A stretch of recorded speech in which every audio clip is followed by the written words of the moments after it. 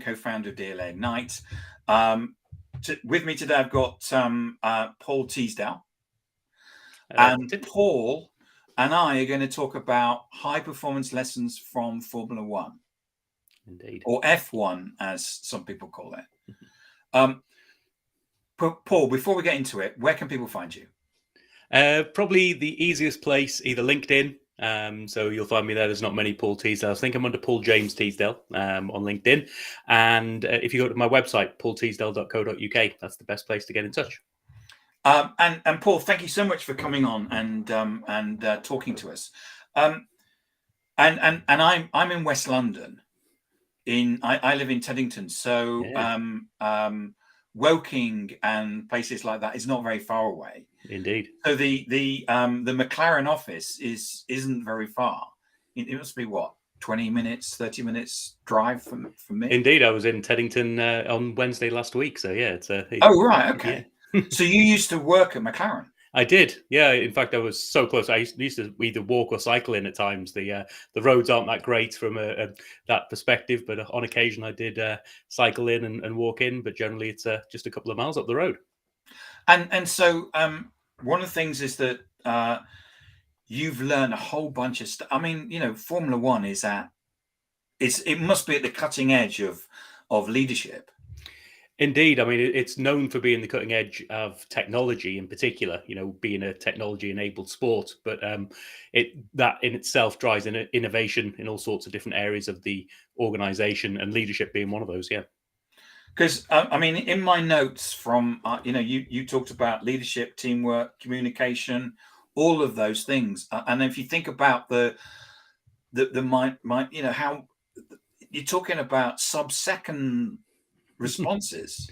Precisely. And I mean, it's a very high pressure, high intensity organization. It just by virtue of the sport. I've worked across various different organizations throughout my career, and you tend to find that the nature of the business takes on almost the speed of which its products are moving in some ways, and nothing moves faster from an innovation perspective than F1, really. So lots of high pressure, lots of high speed, and perception of performance wherever you go. You have to be there to perform, and that sort of gets itself into all sorts of areas, from leadership through to technologies, ways of working, how to drive the culture, how to communicate more effectively. All of those things are lessons that can be learned, and that's what I've loved doing over the years, is taking those lessons and helping other people apply them for themselves. Yeah, I remember there was I can't remember who it was, when there was a corporate entertainment where they had a car, and they basically taught you how to change the tires on the car. Yep. And then of course, when you see it done on the Silverstone or on the track, it's, I don't know, was it 7 seconds or something? Yeah. And most of the people, when you gave them a quick training course, I think they got, was it 30-40 seconds or something like that? So we would have that in my time in McLaren. I've helped teams and organizations run through that specific example. Changeovers and quick changeovers have always been a thing, particularly in the world of manufacturing, where I've got a lot of background as well. But then the F1 example has always been the sort of epitome. The pit stop is the epitome of a changeover. And it's just great to actually get your hands, as you say, actually on a tire, work together as a team, and go through that process of learning what makes a difference. How do you communicate? How do you perform and learn from others? So on the track, the record at the moment for the actual tire change is sub 2 seconds. Right. Which I believe either Red Bull or Williams hold at this moment in time. But it's actually interesting that they got so fast that the focus is, yes, let's do it fast, but let's do it consistent as well. Right. So it's about understanding that risk versus reward of performance as well. Do you want to go for a very high risk, but you get the very peak performance? Or do you reduce that risk, maybe minimize the performance a little bit, but have a better understanding, a better confidence that you will achieve the performance that you're after? Because if the risk is that you do it completely wrong, and then it's not sub 2 seconds, it's then it's then 8-10 seconds, which doesn't sound much, but is disastrous in the big scheme of things. Yeah. So one of the things that we talked about in the preparation was about small data. Yes. And you said it was one of those things where the penny dropped, Yeah. which was like, because I come from a background of in a way big data. Yep. So the company I used to work for is a partner of the Red Bull team. Right. It's right across the driver's chest, and I'm still connected with people from there, so I understand what they're doing.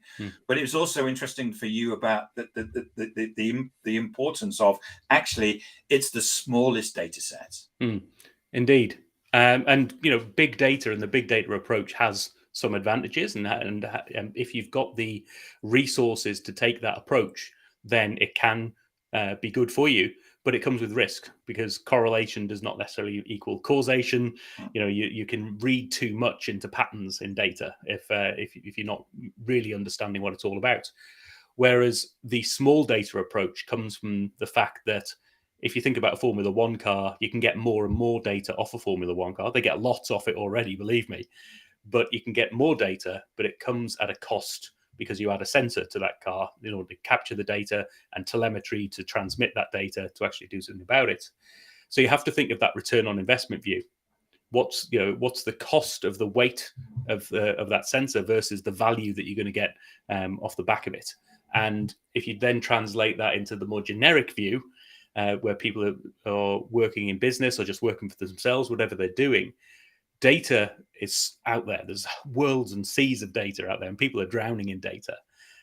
So actually, by taking a different approach and putting data last, you can actually focus on what's the smallest data set that I need to support insights that help my people deliver action that drives results. And that's the sort of bottom-up approach of what the rapid framework that I've have developed is. That's like if we're a small business. So if we take what we've learned in Formula One and then apply that, I'm a CEO of a small business. We've got 15 or so people. Then as a CEO, I should be looking at what's the minimum data set that I need to, in effect, run the company. Indeed. I mean, and there's two angles to it, particularly if you're thinking from a CEO perspective. One is the cost. Generally, you might be looking at a system to capture some of that data, maybe do something with it. But in reality, that's getting cheaper and cheaper by the day. Yeah. The bigger cost, in my mind, is the cognitive load on your people. If you start to think, more and more data will equal better and better performance, if it's just I'm starting with data, let's see what we can do by getting more and more data, then what you will find is people will become, this great term, infobesity. They become infobese. There's the gouging on. I'm going to write that down. Paul. Yeah, it's a term I came across a while back. It's consuming so much data that it's actually bad for you. And bad for you in the sense that it doesn't help you perform and make good decisions. And so by focusing on what's the smallest data set that I actually need, and specifically I need to drive insights, and those are, what insights do my people need in order to help them make the best decisions. And there's a difference between insights and information, and insights and information and data.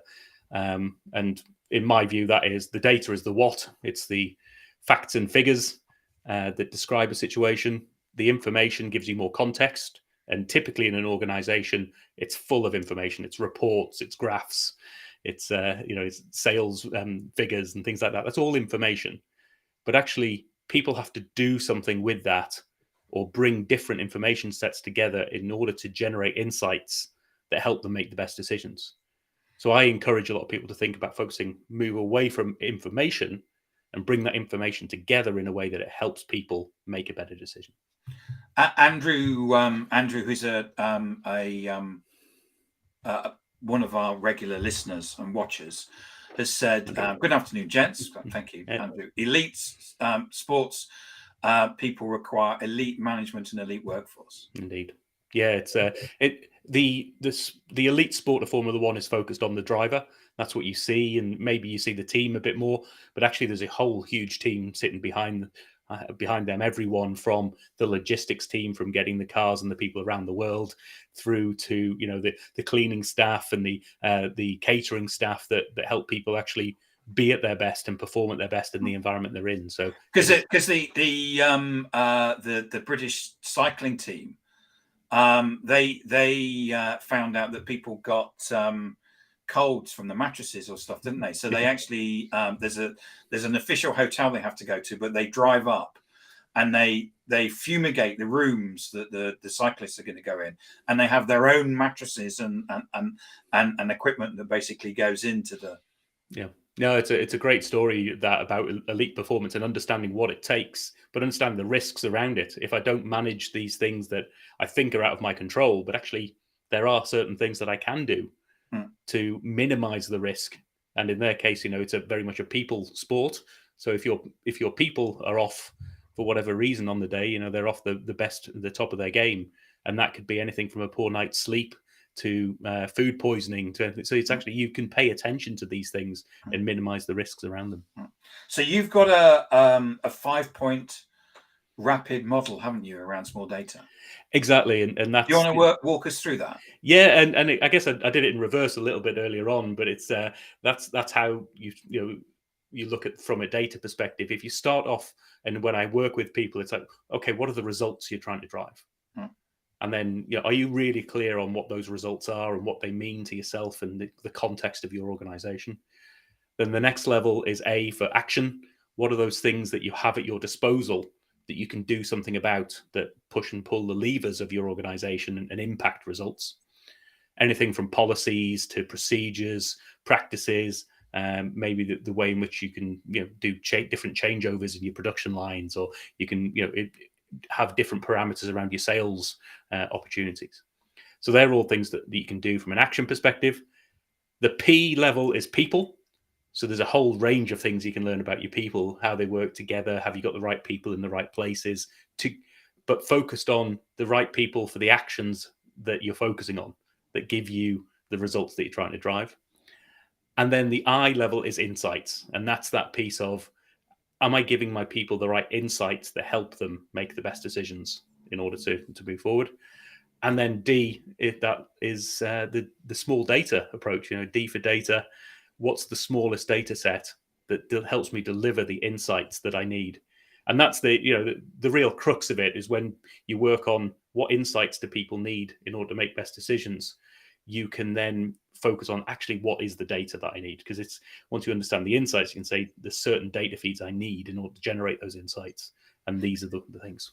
So do you have any examples? Yeah, I mean, there's all sorts of examples from the world of F1, but if you want me to talk through that, or more of a practical application, let's do a couple. One of F1 and one non F1. Yeah, I mean, if we work through the F1 example, you start off with sort of the championship points. That's the results that you're trying to drive, but you've also got to think about the context of I've got to do that within certain guidelines, certain rules and regulations.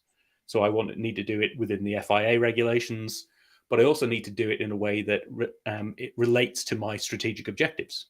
So McLaren, very big on sustainability. So I don't just want to get the championship points. I want to get them in the context of sustainability and fan engagement, those things that are really important to your business. So once you understand that, you can start to say, right, what are all the actions that I can do? And it might be around the car design, the aerodynamics, the powertrain, things like that. Or there might be actions around your strategies. What sort of strategies do you take?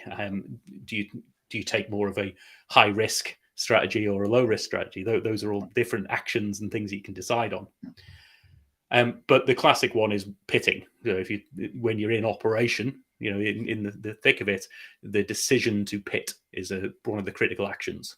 So if we take that and start to say, right, what's the next level, the people element, then who do I need in those key positions that make decisions on whether or not to pit? And the pit could be, it's raining and you started off on dry tires and you need to change to wet tires or something like that. Yeah, because you start off with a plan, and like all plans, they're all good until you get punched in the face. As Mike Tyson said, it's a plan's great until you get punched in the face. Precisely. So you need people who can react to that and to take action. And so you look for people who are clear and concise in their communication. Decisive is a real key important thing. And they've got to be able to ingest all of this data to make a decision, often in an unclear world, because you're never going to have complete data. So you can actually make sure these are the capabilities I need in my people. So let's make sure I've got the right people who are there. And then you can say, right, what insights do people need? So if I'm looking to pit, for instance, I need to know or be able to predict or have a viewpoint on, if I pit now, where do I come out in traffic? If I pit now, am I going to have to pit again by the end of the race? Or, so these are critical insights that inform your decision. So this is where the modeling and the simulation and the big data churning goes on in the background, and it's constantly giving that viewpoint of where my predicting would come out if we did pit right now. And then the smallest data set is just what data is required in order to generate those insights. So it's like position on track. You might need some weather data. You might need some competition data. Where are they on track? Where are they likely to be? And so that's an example of working it through in the F1 space. I worked through an example with a large public sector organization with a global challenge on recruitment. And so it was like, what are the results you're trying to drive from a recruitment perspective around quality of people in the right positions and all the rest of it? What actions can you take? Well, our recruiting policies. We can look at the resources that we have. We've got a limited recruitment team, but actually, where do we put them in the world? That's a key action. We can focus their efforts on one region or another, depending on where the criticality is. So that's around how have I got the right people in order to be able to do that? The insights that they need, that was helping them move from simple data sets and reports through to actually, how do you visualize some of this? Can you actually take if you're taking global decisions, put it up on a global map and say, my high risk, my high volume, these are the things here, so that we could actually look through it and say, actually, that helps us because we've got a lot of volume in the Asia region, for instance, but the Africa region is really critical. And because that's some 2 or 3 key roles that are, haven't been filled yet or whatever it might be. So maybe we take some resource from here, we move it there, and we spread that around there. So, and the data we needed was, just based around that. So, where are the positions that are open? What's the market data from how many people are out there, and the salaries and bits and pieces like that. But we were able to work through that. Instead of starting with, here's all the data we've got, we can say, right, we need this data to make our best decisions. Two great examples, Paul. Any other? Because we've got 3 minutes. Yeah, I mean, I've done this work through actually with a lot of individuals, and there's something on my website. It's a completely free resource on a few videos on career development using that rapid framework as well. So, what are the results you want to drive from a career move? For instance, are you after more money, better quality of life? Purpose, whatever that, linked to purpose, whatever that might be. So you can get clear on that. You've got the actions that you can take. So what can you do in order to find out more about certain roles, or find out where the roles are or what's out there? The world of work may have changed a lot for people who have been in the same position for a number of years. So actually, you need to understand what you can do. Is it LinkedIn? Do I go on TikTok now? Well, what do I do? Yep. And then the people side of it is, who are the people who can support you? It might be, from an individual perspective, your spouse, your family, a loved one who can support you there. But it might be a career coach, somebody who can advise you, mentor you. And then, what insights do you need in order to make those decisions? And the insights might be specific to the role itself. For instance, like I want to know more about how much travel is there per year. And where is that? And is it during the week or the weekends? That has a big effect on my life. So if that's the key insight that's going to help me make a decision, then I need to get hold of that data. And I can get hold of that data either through what's available right now, or that feeds into the questioning. That wonderful question when you go to speak to someone about a job, and say, any questions for me? You go, oh, not really.